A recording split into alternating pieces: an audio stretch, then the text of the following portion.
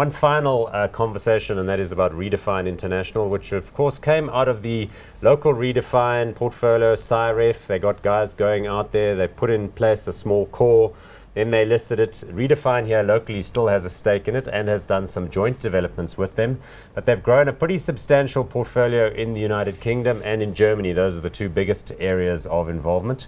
Market capitalization 14.2 billion rands, and a current yield around 9%. That's high. Very high yield. And so it's an adjustment perhaps to the same Brexit thing. Let's have a look at the share chart.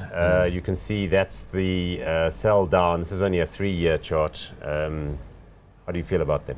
Yeah, so 10 weeks ago when I last chatted about them, I said not hot. I didn't think all the risks were being discounted in the share price. It has dropped quite a bit in rand terms from there. I think now we're more balanced in terms of the probabilities and the risks being discounted correctly.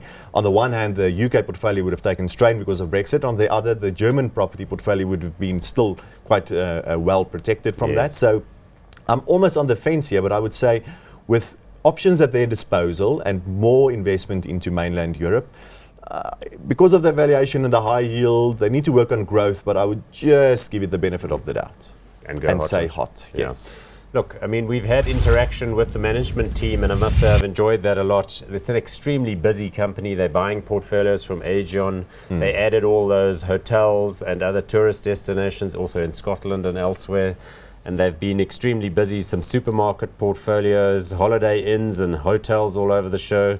Wigan, Coventry, Bristol. I mean, they really have grown a fairly sizable portfolio. And I know they're fairly small by our standards, but they're even becoming quite a significant player in the European context at this scale.